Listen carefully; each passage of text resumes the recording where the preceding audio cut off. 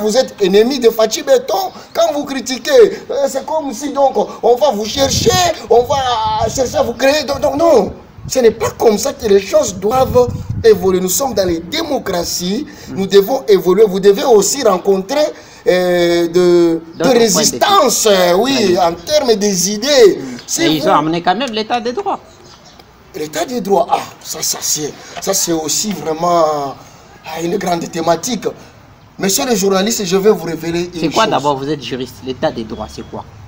Avant que j'arrive d'abord à cette définition, lorsque je regarde sur ma ville, quand je passe, je vois des panneaux sur lesquels est écrit état de droit par quelqu'un. Et moi je me demande, le monsieur qui a écrit, il n'est même pas passé aux études. Il n'a même pas été à l'école de bon droit. Or, le droit est beau. Même ceux qui veulent défendre les droits doivent être aussi beaux. Mais nous sommes surpris de voir des gens par leur morphologie, je ne sais pas, extérieure, ou des connaissances. Ils veulent influencer la beauté de droit en nous intimidant, en écrivant des choses avec leur interprétation. Mais nous nous posons maintenant la question. La définition qu'ils ont de la notion de l'état des droits et nous. Et c'est la même chose. Je précise d'abord une chose avant que j'arrive à la définition d'un état de droit. De toutes les constitutions qui ont eu à régir la République démocratique du Congo depuis le temps indépendant du Congo, lorsque vous parcourez, vous ne trouverez jamais l'expression état de droit. Mais nous avons trouvé cette expression dans la constitution que Joseph Kabila avait promulguée de 2006. Dans le préambule, quand vous lisez, vous allez voir des gens, on insère cette expression état de droit. Donc c'est pas nouveau. Les gens, c'est pas nouveau. Personne n'a commencé l'état de droit. L'état de droit a commencé depuis longtemps, depuis l'avènement de la constitution de 2006. Alors il faut éviter de tromper les gens. Personne n'a amené. Alors les gens confondent ce qu'on appelle l'état légal et l'état de droit. L'état légal a toujours existé. C'est pourquoi il y a les cours et tribunaux, il y a les parquets pour juger les gens. C'est pourquoi il y a des prisons. C'est pourquoi il y a les gens en prison.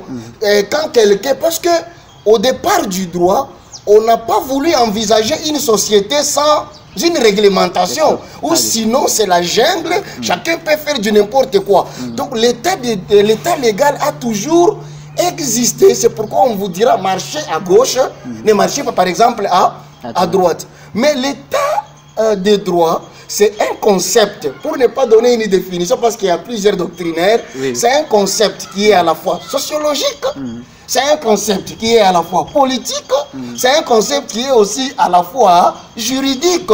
Donc c'est un élément, donc c'est un ensemble qui englobe beaucoup d'éléments où vous trouvez même la justice à l'intérieur. Alors, ne nous donnez pas une définition qui dit, quand on dit l'état de droit, oh, ça nous fait penser à la justice, comme si la justice avait commencé aujourd'hui. Quand on arrête Kamere, là on crie état de droit. Non, non.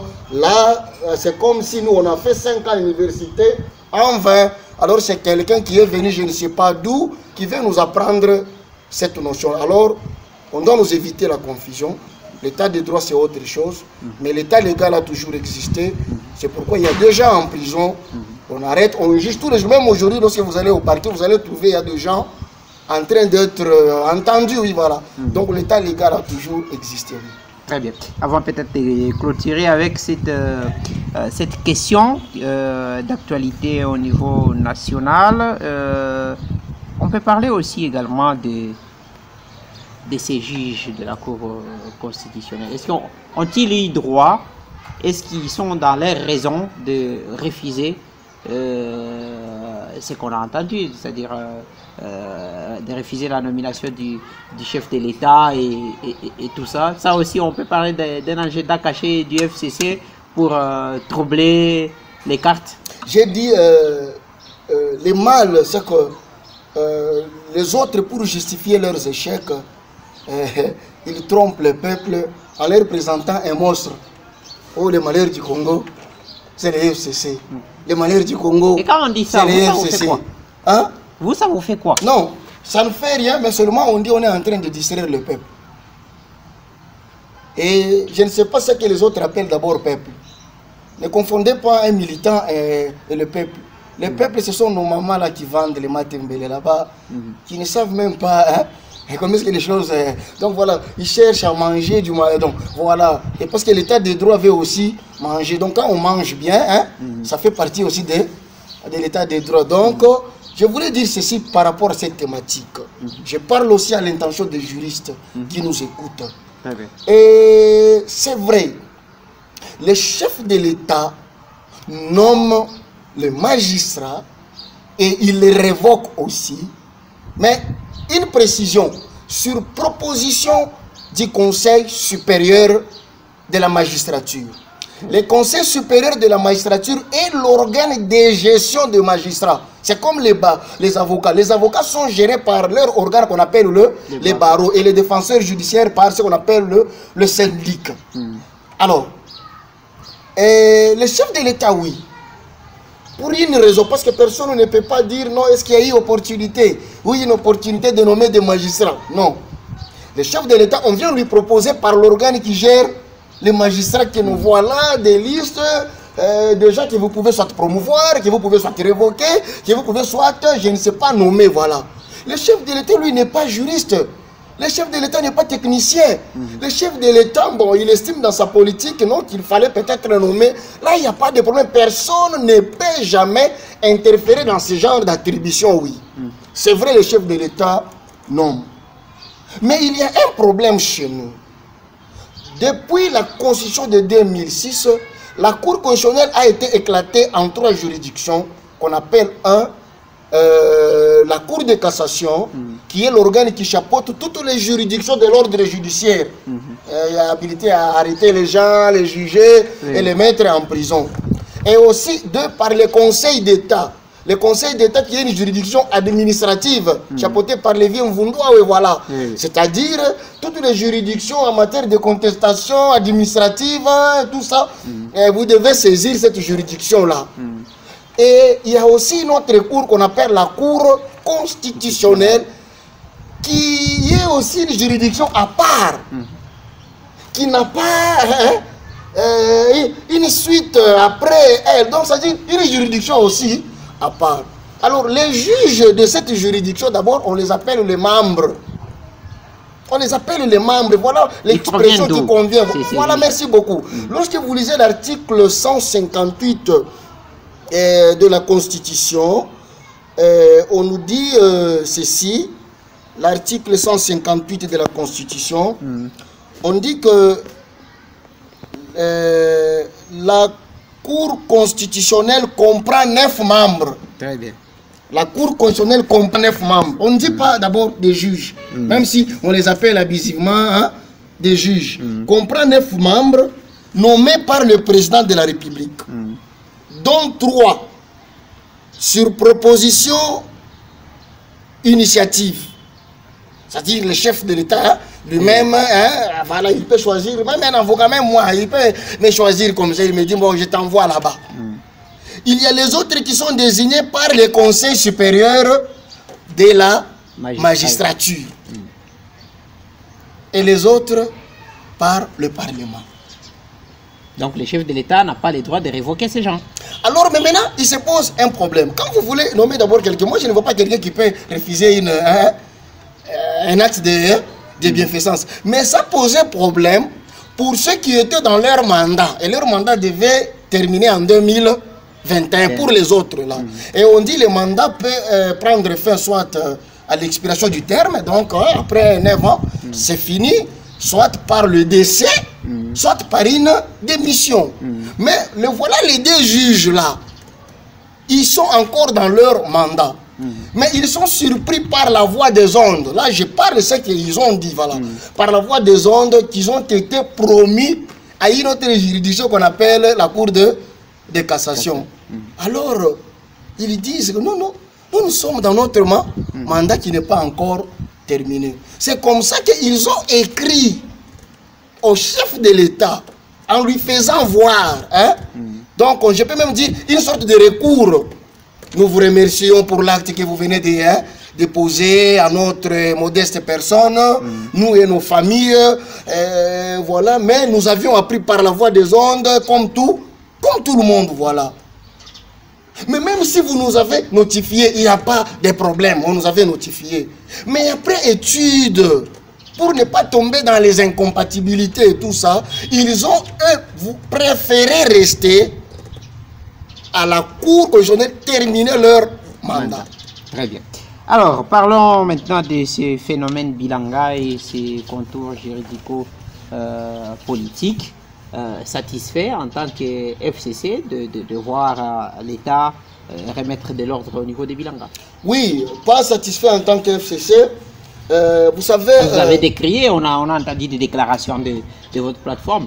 Bon, oui, ce sont aussi des citoyens, oui, qui sont appelés demain aussi à diriger, oui. C'est ça que je disais, l'État légal doit exister.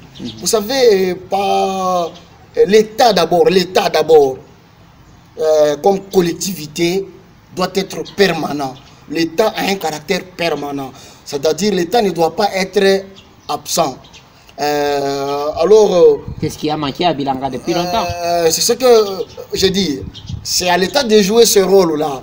Alors, plusieurs confondent la patience de l'État comme une faiblesse. Je dis bien la patience de l'État comme une faiblesse. L'État n'est pas seulement un pouvoir qui vient seulement déranger et sortir. Non, non. L'État a de la patience. L'État commence par ce qu'on appelle la mise en demeure. C'est-à-dire vous avertir, hein, quittez tel lieu, quittez tel lieu. Des années et des années, quittez tel lieu. Même SNEL a toujours décrié. Parce que les gens vivent sous haute tension. Je ne sais pas s'il existerait un lotissement sous la ligne de haute tension. Il y a eu des démolitions, vous avez suivi? Ah oui, il y a eu des démolitions, mais que nous avons suivi et les gens crient au scandale. Les autres cherchent à être même indemnisés. Mais maintenant, nous nous posons la question, oui, l'indemnisation c'est bien. Les droits n'est droit que lorsque vous savez comment le revendiquer ou le réclamer. C'est bon, bien. Je commence d'abord par préciser que il existe ce qu'on appelle la responsabilité publique, la responsabilité de l'État et de ses agents. L'État aussi répond de ses actes lorsqu'il arrive à commettre des forfaits. Mais nous nous posons maintenant la question dans le cadre de ce que nous avions vu à Kasumbalesa. Est-ce que l'État peut être tenu pour responsable pour avoir fait ce qu'on appelle la destruction méchante? Point d'interrogation. Voilà maintenant et ces gens-là seront-ils indemnisés? Il y a un problème. La procédure d'indemnisation se fait comme suit. Il existe d'abord ce qu'on appelle l'expropriation pour cause d'utilité publique. L'État peut, pour une raison d'intérêt général, il peut arriver vers un monsieur X qui a son droit. Il dit, est-ce que tu ne peux pas me céder votre endroit pour y ériger quelque chose d'intérêt commun? Là, il y a négociation. Là, il y a négociation. L'État parle et il vous indemnise. Ça, c'est la procédure. Mais si l'État n'arrive pas à le faire comme prévu, vous pouvez le poursuivre et il vous indemnise encore pour préjudice. Voilà. Mais, ce que nous avions vu aussi, est-ce une destruction aussi méchante? L'État qui vient comme ça parce qu'il a un pouvoir exorbitant, il commence à détruire. Non.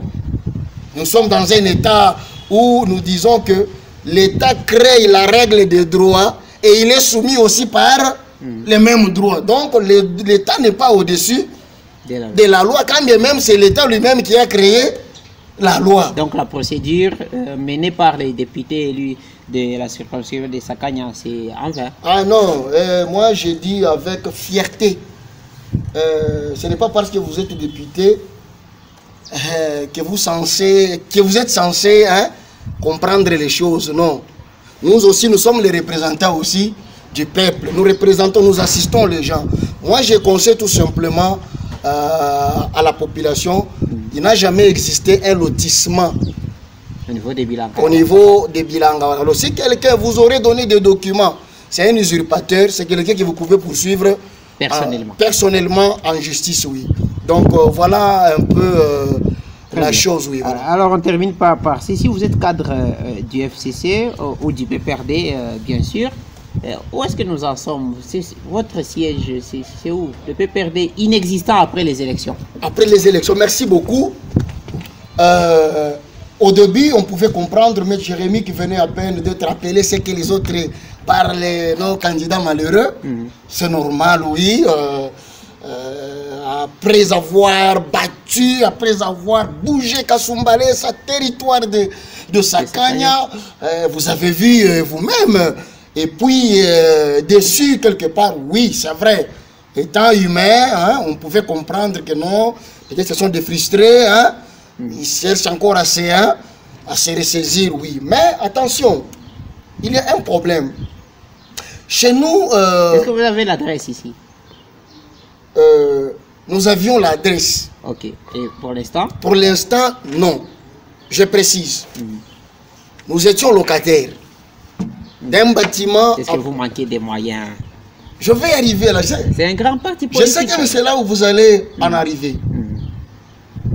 Même si vous avez des moyens, c'est ça que je venais tantôt de dire.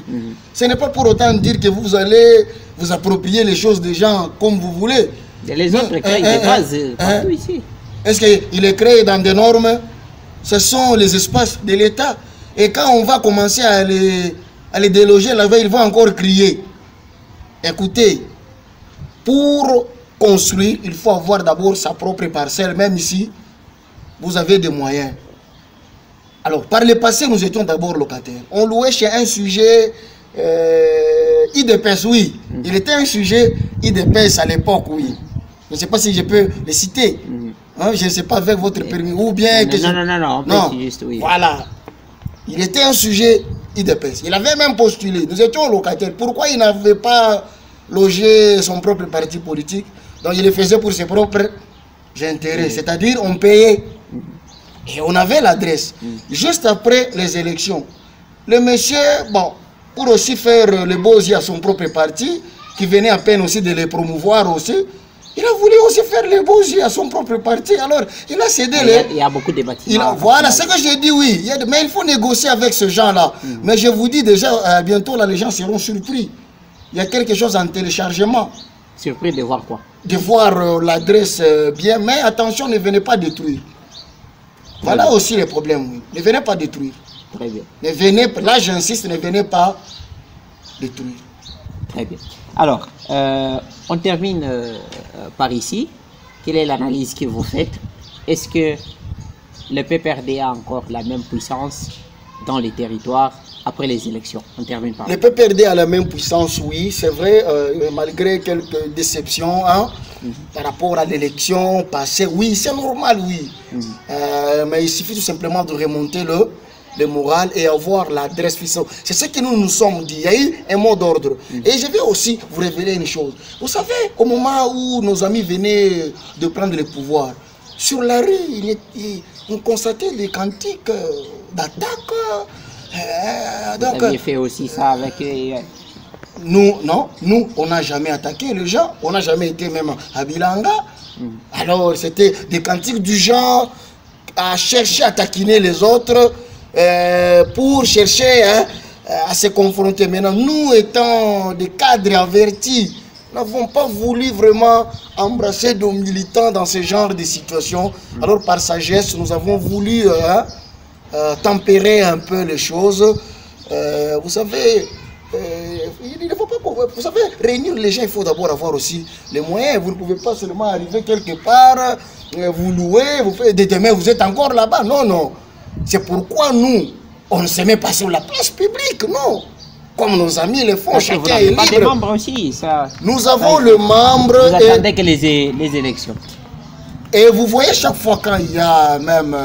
oui, vous pouvez nous qualifier comme un parti d'accueil. Vous voyez comment est-ce que les gens y répondent. C'est-à-dire, nous, chez nous, il y a un mot d'ordre, oui. Ce mot d'ordre veut tout simplement dire que non. Prenez votre mal en patience, gérez bien vos émotions. Faire le bruit, ce n'est pas exister, non. Ou monter les drapeaux. Combien de fois nous montons les drapeaux, les gens veulent enlever ça. Alors, vous voyez tout ça. Ce sont des attaques pour vous voir réagir. Mais malheureusement, nous ne sommes pas des voyous, nous ne sommes pas... Qui sont voyous? Non, je ne dis pas il y a des gens voyous, mais je dis nous ne sommes pas des voyous, nous sommes un parti cadre, des intellectuels, des professeurs d'université, oui. Qui ont pillé ce pays. Qui ont pillé ce pays. C'est ce qu'ils disent les autres. Ce que disaient les autres. Oui. Merci, Maître Jérémy. Maintenant, ils ont fait quoi maintenant?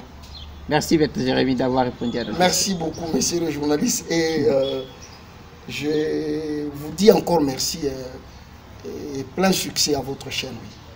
Merci. On termine cette émission par ici. On va retrouver notre invité la prochaine fois.